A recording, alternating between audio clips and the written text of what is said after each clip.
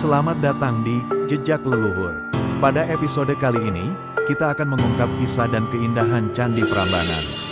Mari kita mulai perjalanan ini untuk menelusuri sejarah yang menyelimuti salah satu warisan budaya terbesar di Indonesia.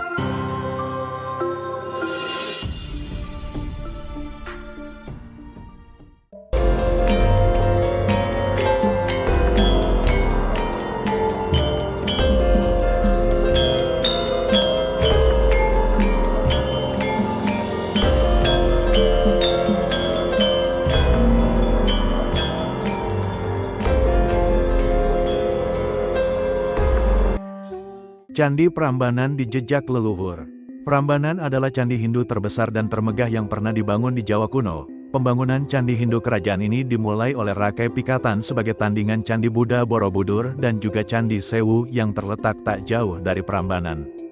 Beberapa sejarawan lama menduga bahwa pembangunan Candi Agung Hindu ini untuk menandai kembali berkuasanya keluarga Sanjaya atas Jawa. Hal ini terkait teori wangsa kembar berbeda keyakinan yang saling bersaing, yaitu Wangsa Sanjaya, penganut Hindu dan Wangsa Sailendra, penganut Buddha. Pastinya, dengan dibangunnya candi ini menandai bahwa Hinduisme aliran Siwa kembali mendapat dukungan keluarga kerajaan, setelah sebelumnya Wangsa Sailendra cenderung lebih mendukung Buddha aliran Mahayana. Hal ini menandai bahwa kerajaan Medang beralih fokus dukungan keagamaannya, dari Buddha Mahayana ke pemujaan terhadap Siwa.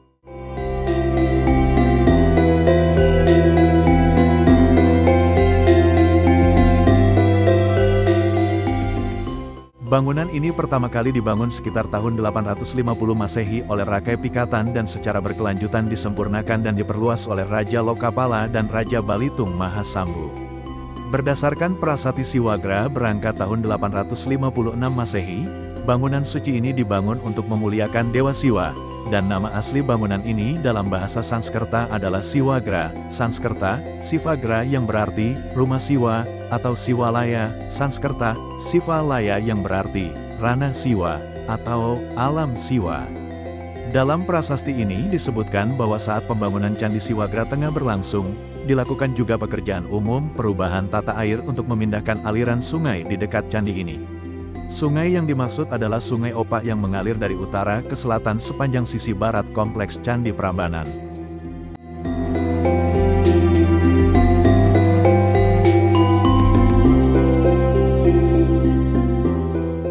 Kompleks bangunan ini secara berkala terus disempurnakan oleh Raja-Raja Medang Mataram berikutnya, seperti Raja Daksa dan Tulodong, dan diperluas dengan membangun ratusan candi-candi tambahan di sekitar candi utama.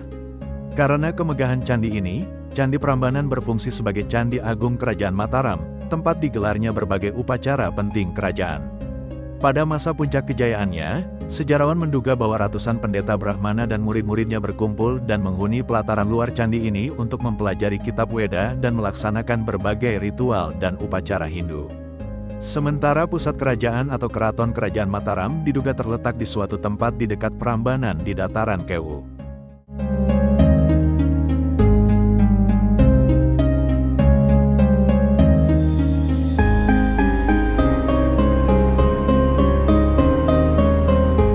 Sekitar tahun 930-an, ibu kota kerajaan berpindah ke Jawa Timur oleh Empu Sendok, yang mendirikan Wangsa Isyana.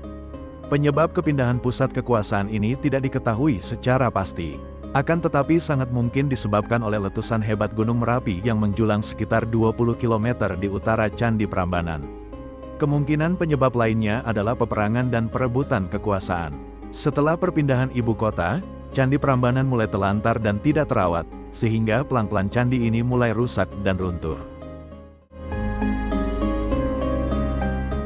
Bangunan candi ini diduga benar-benar runtuh akibat gempa bumi hebat pada abad ke-16. Meskipun tidak lagi menjadi pusat keagamaan dan ibadah umat Hindu, candi ini masih dikenali dan diketahui keberadaannya oleh warga Jawa yang menghuni desa sekitar.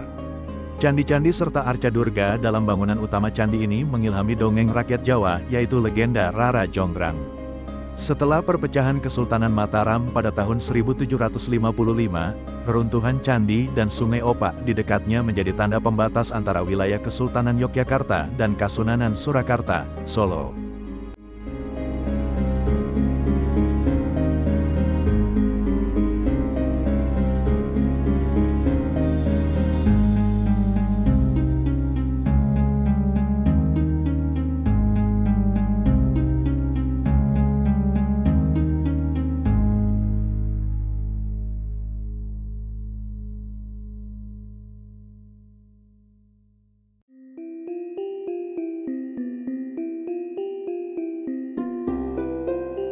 Terima kasih telah mengikuti penelusuran kami di Candi Prambanan. Kisah mistis dan sejarah yang menyelimuti candi ini membuat kita semakin menghargai warisan budaya kita. Jangan lupa untuk like, komen, dan subscribe untuk petualangan sejarah berikutnya di Jejak Leluhur.